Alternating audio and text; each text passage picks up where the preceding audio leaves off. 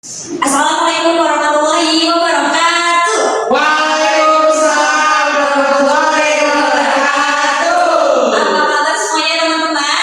Alhamdulillah luar biasa. Allah baik.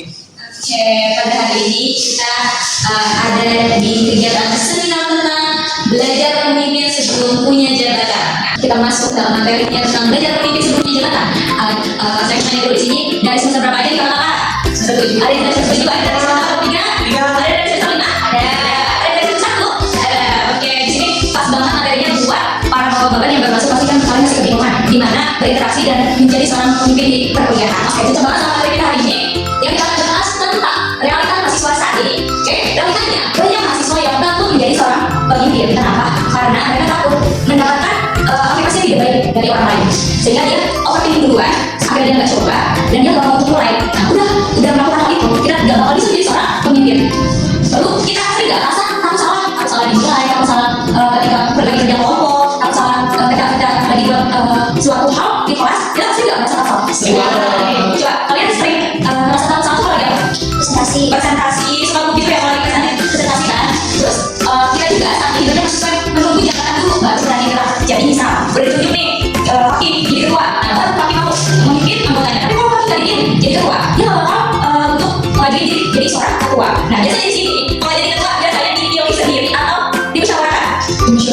Jadi tergantung gimana tuh Paki. Kalau maksud saya masih ditunjuk. Ditunjuk ya, biasanya gitu ya. Biasanya gitu ya Paki biasanya dia jadi pemimpin sih intuit lagi, betul nggak? Iya. Nah itu yang harusnya kita benahi teman-teman. Nah kita seharusnya kalau punya rasa jiwa pemimpin, semuanya mahasiswa itu berhak menjadi ketua, berhak menjadi seorang pemimpin dalam organisasi. Semuanya itu memiliki hak yang sama. Tidak menutup kemungkinan untuk kita menjadi seorang pemimpin. Oke. Nah, padahal kesempatan belajar memimpin itu ada loh setiap harinya. Kita kan belajar di mata kuliah yang banyak itu. Ya, di setiap mata kuliah pasti ada kerja kelompok. Nah, dari setiap kerja kelompok ada yang pernah jadi ketua kelompok di sini. Paki lagi. Kalau kita jadi ketua kelompok apa lagi? KM. Gimana cara mengelola Paki anggotanya selama kegiatan KM? Bagi tugas. Bagi tugas. Oke, itu ada. Oke. Nah, kita ada bagian tugas yang waktu berarti Paki sudah bisa memanajemeni organisasi anggotanya. Pasti ada itu ya, Paki ya. Dalam hal itu pasti ada bagian mimpi pertama, melakukan kegiatan apa seperti itu. Nah, sama halnya kita, apalagi para di sini yang masih semester 1. Nah, itu masih banyak banget kegiatan yang harus kalian coba. Karena di semester 1 sampai semester 5 itu masih kalian banyak fokus enggak untuk mengikuti organisasi. Jadi luangkan waktu kalian untuk melihat organisasi, lalu kalau bisa terjun ke organisasi tersebut sehingga kalian bisa tahu cara mengelola emosi kepada kalian seperti apa, sikap kepada kalian seperti apa, dan ketika kalian dipilih menjadi seorang pemimpin dalam suatu organisasi, kalian bisa manage dengan baik. Oke, selanjutnya, nah apa itu pemimpin tanpa jabatan?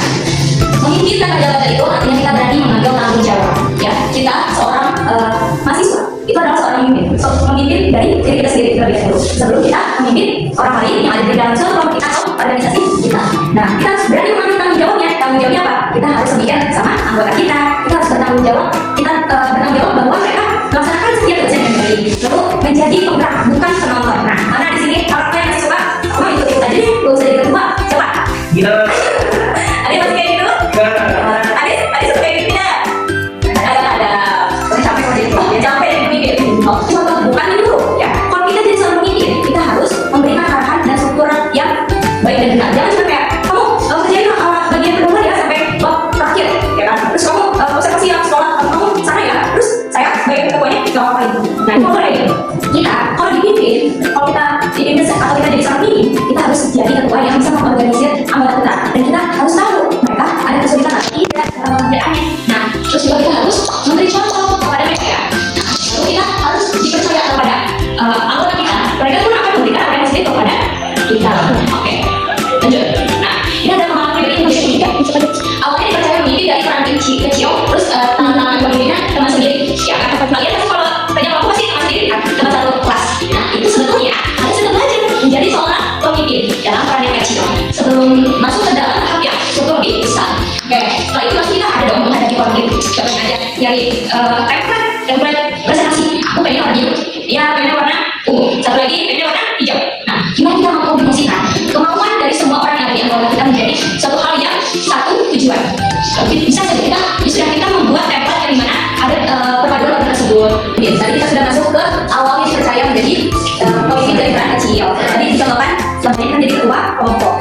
lanjut di tantangan pemimpin teman sendiri itu ketika kita punya kelompok pasti kita ada namanya dipimpin sama kelompok kita. Nah kita diarahin untuk siapa namanya Akila. Misal Akila dijadikan ketua kelompok. Apa yang Akila lakukan?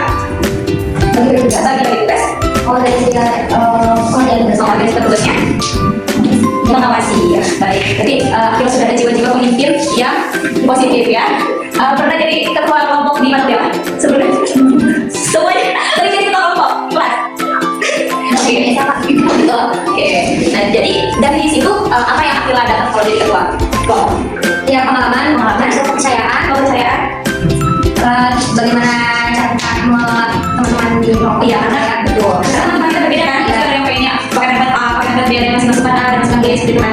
Nah lalu Akila pasti ada dong pernah ngalamin konflik ya. Iya penting. Nah kalian dari sini pasti pernah ngalamin konflik dalam satu kelompok. Ya. Tapi bagaimana kita tidak mengkritik saran yang diberikan oleh teman-teman kita dengarkan dengan baik karena sebagaimana kita menjadi seorang pemimpin yang positif itu harus bisa menguraikan semua kritik yang ada dan tidak boleh ada tekanan dalam satu kelompok. Nah kalau ada suatu tekanan dalam satu kelompok pasti nggak mau lagi ada kelompok tersebut. Nanti kalau kelompok tersebut itu kayak pakai kelompok lagi aja gak usah ganti kelompok. Nah kalau gitu oke dari situ kita pasti belajar bangkit dari kesalahan. Kalau tidak ada kesalahan dalam satu kelompok kita harus membenahi ya, jangan kalian dan aku mau di kelompok tersebut juga aku mau pindah kelompok lain. Nah itu kalau ada kasus seperti itu belum menjadikan kita seorang pemimpin yang positif. Nah skill yang tertentu jadi yang baik. Nah kalau kita udah ada komunikasi yang baik pasti percaya sama orang. Kita belum lagi jadi itu aja pasti betul sering kali kayak gitu.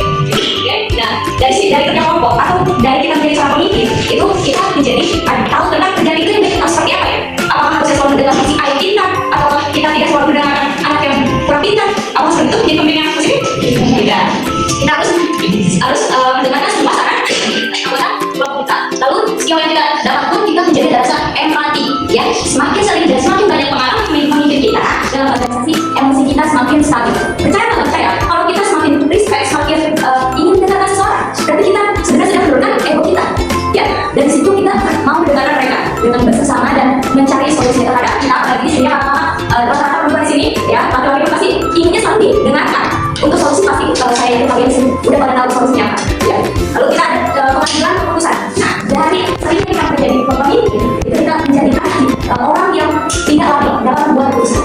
Contoh dalam pemberian jobdesk pada anggota kita itu pasti kita lihat apakah dia mampu dalam desainnya. Kan kita tidak mungkin memberikan jobdesk yang tidak mampu dikerjakan oleh anggota kita. Pasti kita riset dulu kan. Oh kita bisa mampu nih buat desain videonya. Nah kita kasih untuk jobdesknya ke dia. Lalu yang satu lagi untuk melakukan daya remote-nya kita kasih ke orang tersebut gitu. Lalu kita dapat memanajemen waktu dengan baik. Dari sini kita dapat memanajemen waktu dengan baik karena apa? Karena semakin banyak jobdesk kita, semakin banyak ikut organisasi BEM, BLM di luar kampus, itu pasti kita harus membutuhkan banyak waktu ya, waktu yang luas. Oke, kalau tidak ada waktu yang luas pasti sulit untuk kita kerjakan. Nah mana untuk prioritas kita? Apakah kita terlebih dahulu atau organisasi terlebih dahulu? Iya. Tapi kita jangan melewatkan tanggung jawab kita dalam organisasi. Karena itu tanggung jawab kita sudah memberi keputusan dalam hidup kita mengambil jalan tersebut. Kita harus menyelesaikannya. Jangan ya harus komitmen sama apa yang sudah kita putuskan. Nah realitanya terkadang pemimpin itu tidak selalu disukai. Betul? Sama. Oke. Mulai dari yang kecil untuk menjadi pemimpin. Itu tadi ya aktif dalam kelompok atau organisasi, berani bicara di depan kelompok dan memberikan solusi konsisten dan bisa diandalkan. Belajar dari setiap proses bukan hasilnya saja dan kita menjadi seorang pemimpin tidak boleh merasa cepat puas. Oke, pesan dari untuk calon pemimpin di sini semua, jangan menunggu siap untuk menjadi seorang pemimpin. Jabatan bisa menyusul, karakter harus dibentuk dulu. Maka dari itu mulailah hari ini dari peran yang sangat kecil apapun. Oke, cukup sekian dari saya. Terima kasih untuk semuanya sudah menonton ya. Kurang lebih mohon maaf. Wassalamualaikum warahmatullahi wabarakatuh.